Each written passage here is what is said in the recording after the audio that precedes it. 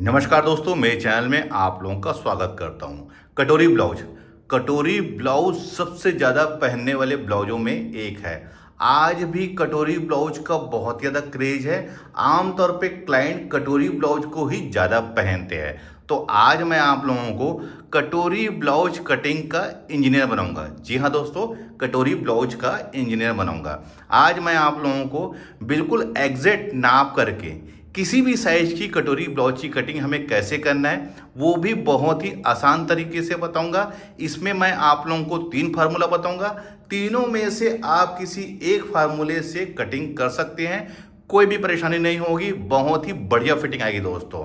तो मैं पहले पेपर में कटिंग करूंगा, उसके बाद हम इसको रख के कपड़े में कटिंग करेंगे।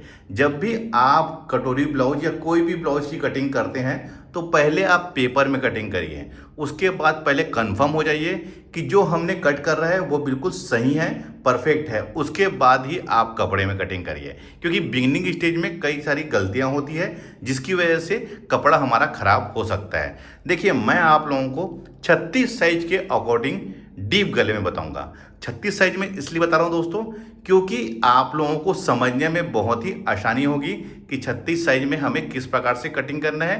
तो आप उसी के अकॉर्डिंग आप किसी भी साइज की कटोरी ब्लाउज की कटिंग कर सकते हैं। लंबाई मैं ले रहा हूं 14 इंच। उससे पहले मैं आप लोगों को बताना चाहूँगा दोस्तों, ये डबल फोल्ड में मैंने पेपर लिया है।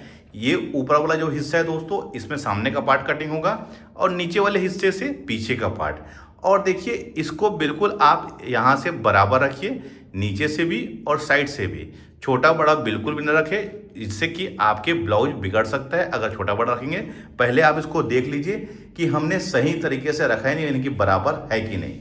अब देखिए, मैं 14 इंच लंबाई के अकॉर्डिंग आप लोगों को बता रहा हूँ। तो मैं इसमें लंबाई ऐड करूँगा 1 इंच, यानी 15 इंच में इसको मैं ड्रा कर रहा हूँ। 1 इंच हमारी इसमें सिलाई की मार्जिंग है। देखिए, मैं 36 साइज के अकॉर्डिंग बता रहा हूँ। आप कोई भी साइज के ब्लाउज की कटिंग इस पैटर्न से कर सकते हैं, इस फार्मूले से कर सकते हैं। शोल्डर लूँगा मैं 11 इंच, क्योंकि मैं पीछे गला 9 इंच डीप के अकॉर्डिंग कटिंग करूँगा। तो 11 इंच का हाफ 5.5 इंच, और यहाँ पर से हम इसको यहाँ पर से सीधा खींच लेंगे। अब आते हैं गले में। तो गले का जो फैलाव है उसको मैं 2.5 इंच लूँगा, ये 2.5 इंच, और यहाँ पर भी 2.5 इंच। इसे भी हम सीधा खींच लेंगे।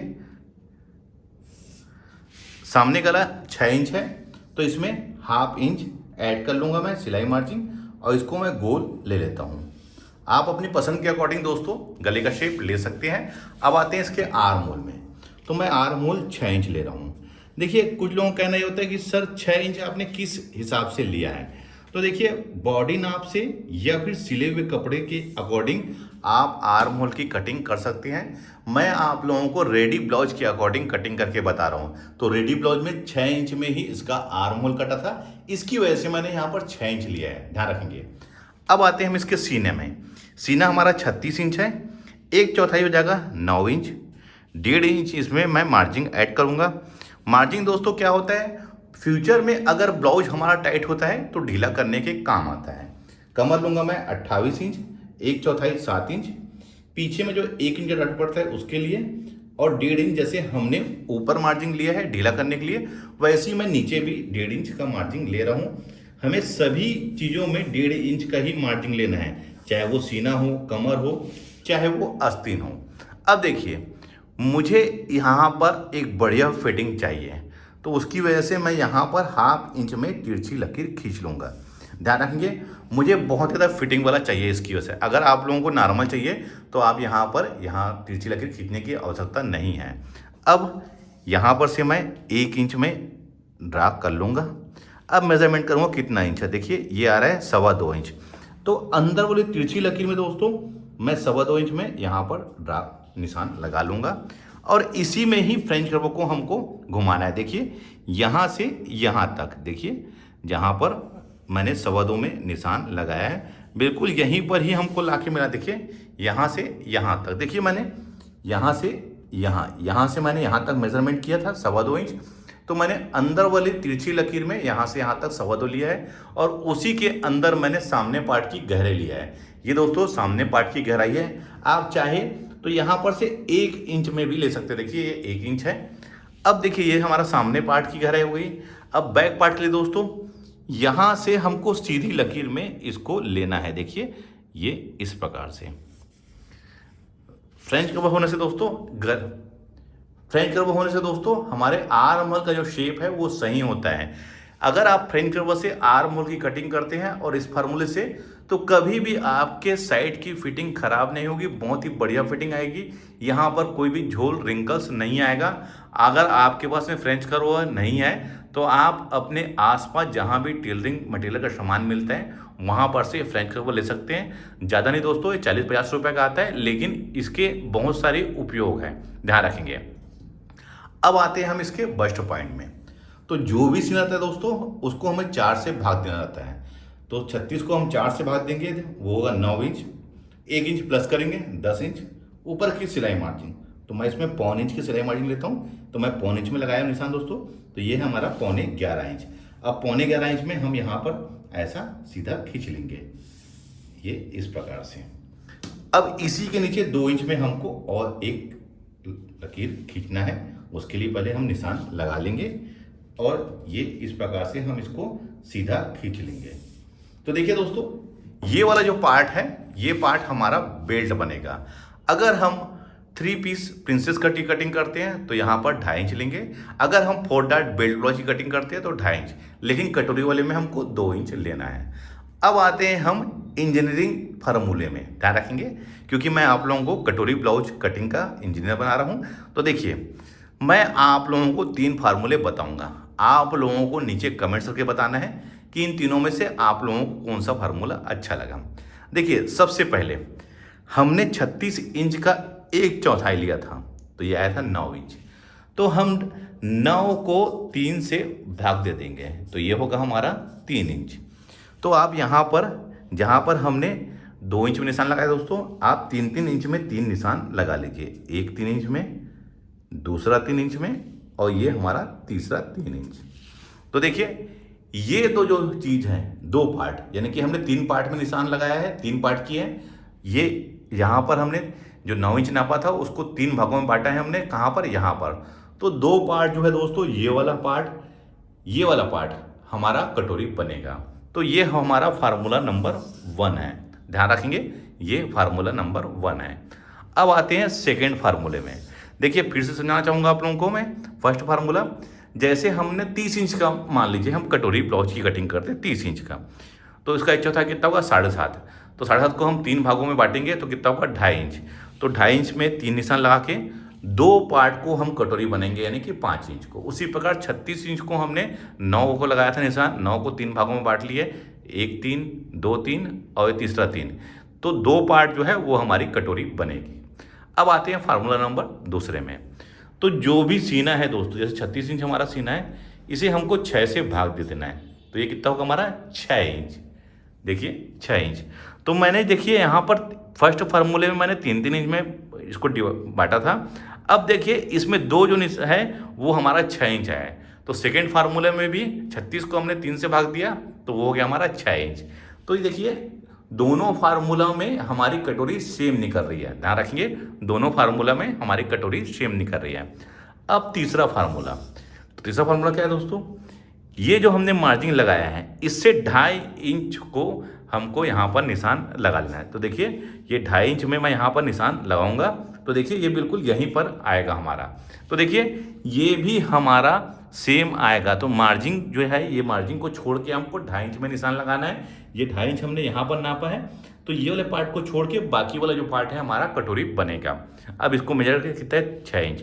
तो 6 इंच में आप यहाँ पर निशान लगा लीजिए, और इस साइड दोस्तों 2 इंच में, कहाँ से, यहाँ से, इधर 5.5 में। अब इसको हम यहाँ पर से इस प्रकार से ले लेंगे, ये ऐसा, और ये इस प्रकार से। अब यहाँ पर हमारा देखिए कोना बन रहा है, तो इसको राउंड पोर्शन लेना है। तो दोस्तों मैं यहाँ पर से इसको फ्रेंच कर्व से ये ऐसा राउंड ले लेता हूँ। तो देखिए ये बिल्कुल हमारा सही पोर्शन बन गया। देखिए फ्रेंच कर्व से आप जहाँ पर चाहे इसका यूज़ कर सकते हैं, ये आपके ऊपर डिपेंड करता है कि आप इसको कहाँ कहाँ पर यूज़ करना चाहते हैं। अब देखिए ये 3 इंच है, तो 3 इंच में आप यहाँ पर भी निशान लगा लीजिए। यही हमारा मेन बस्ट पॉइंट होगा, और इसको यहाँ पर सीधा खींच लीजिए। अब यहाँ पर पौन इंच और यहाँ से आप एक बेल्ट का शेप दे दीजिए। तो देखिए ये हमारा तीनों फार्मूला हमने जो यूज़ किया है दोस्तों, वो एग्जैक्ट आपका सेम कटोरी ही बनेगी। तो ये हमारा सामने का पार्ट बिल्कुल रेडी हो चुका है। अब मैं इसको अलग अलग कटिंग कर लेता हूँ।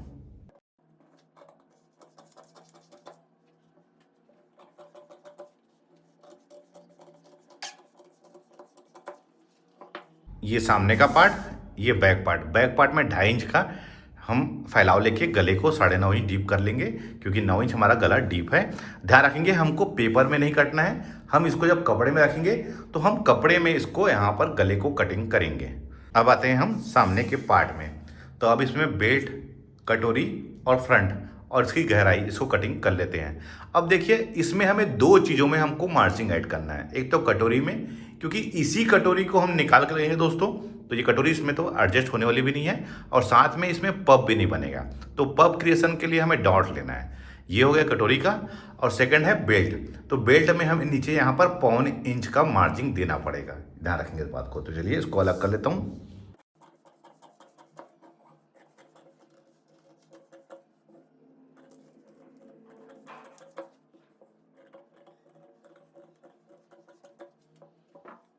हमें नीचे के साइड में बेल्ट में यहाँ पर 1.25 इंच की मार्जिंग देना। देखिए किस प्रकार से, ये इस प्रकार से, ये यहाँ पर देखिए, यहाँ पर हमें 1.25 इंच की मार्जिंग देके इसको नीचे से बढ़ा लेना है।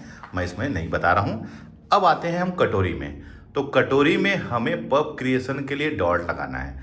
तो और इसमें सामने पार्ट में, ये वाले फ्रंट वाले में हमें कोई भी मार्जिंग ऐड नहीं करना है। ये हटा लेता हूँ। इसके लिए मैं अलग से ये पेपर ले लिया हूँ। अब ये जैसा है दोस्तों, हम इसको एज इट इज़ यहाँ पर पहले इसको कॉपी कर लेंगे।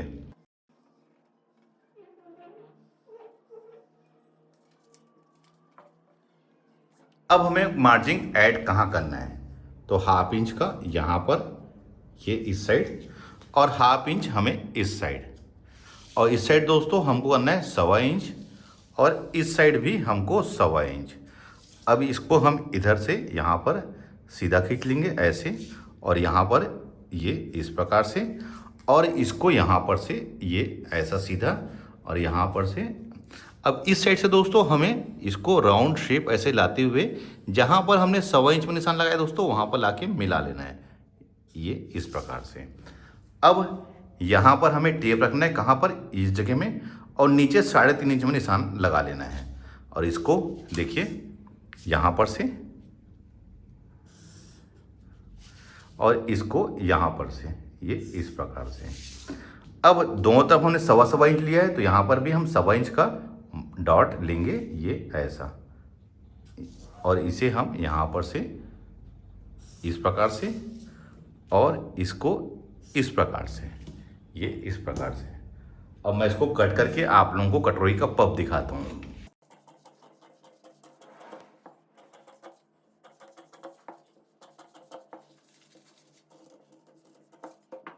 इसको यहाँ पर से सेंटर से हम इसको इस प्रकार से ले लेंगे, ये ऐसा। अब इसको हम पलट लेंगे। इस साइड हमको देख लेना है, चेक कर लेना है कि ये बराबर है कि नहीं। तो देखिए नहीं है बराबर, तो आप इसको बराबर कर लीजिए, ये इस प्रकार से, और यहाँ पर ये ऐसा डॉट, और ये भी हमारा डॉट। अब इसका पब को हम देखते हैं कि किस प्रकार से आया है।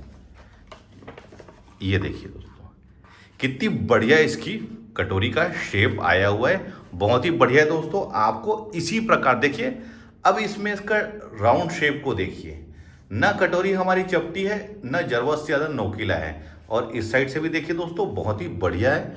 अब हमको ध्यान रखना है दोस्तों, देखिए ये फ्रंट वाला हिस्सा है, इसमें रख के हम देखेंगे तो देखिए ये बिल्कुल बराबर आ गया है। अब ध्यान रखना दोस्तों, जब भी हम कटोरी की कटिंग करेंगे तो कटोरी हमारी इस पार्ट से बड़ी होनी चाहिए। देखिए ये यहाँ पर से हमारा बड़ा है, क्योंकि जब हम इसको यहाँ पर से स्टिचिंग लगाएंगे ये इस प्रकार से, तो दोस्तों यहाँ राउंड होने की वजह से हमको इसको हल्के हाथों से सिलना रहेगा। हमको कटोरी को खींच के कभी भी नहीं लगाना है। अगर हम कटोरी को खींच के लगाएंगे दोस्तों तो यहाँ पर हमारे सलवट आ जाएगी। और एक चीज़ का ध्यान और रखना है दोस्तों, जब भी हमें कटिंग करना है, चाहे आप किसी भी प्रकार के ब्लाउज की कटिंग करते हैं, बहुत ही फिनिशिंग से और बहुत ही सफाई से करें। देखिए बिल्कुल भी मैंने यहाँ पर कोई भी शेप में कोई भी फेरबदल नहीं किया है, बिल्कुल राउंड शेप लिया है, इस साइड भी सीधा लिया हुआ है, इसमें भी देखिए जब कटिंग किया है मैंने तो बिल्कुल प्रॉपर सही तरीके से कटिंग किया है, क्योंकि जिस प्रकार से आप फिनिशिंग से कटिंग करेंगे उसी फिनिशिंग से आप स्टिचिंग भी करेंगे। अगर आप लोग फिनिशिंग से कटिंग नहीं करेंगे तो स्टिचिंग भी आपकी फिनिशिंग से नहीं होगी। तो आज मैं आप लोगों को 3 फार्मूले बताया हूँ कटोरी ब्लाउज कटिंग करने का, और उम्मीद करता हूँ ये तीनों फार्मूले देखकर आप लोग कटोरी ब्लाउज कटिंग का इंजीनियर जरूर बन जाएंगे। वीडियो कैसा लगा है मुझे कमेंट्स करके जरूर बताइए। मिलते हैं अपनी किसी ऐसी जानकारी भरे वीडियो में, जब तक के लिए take care. Thank you for watching. जय हिंद।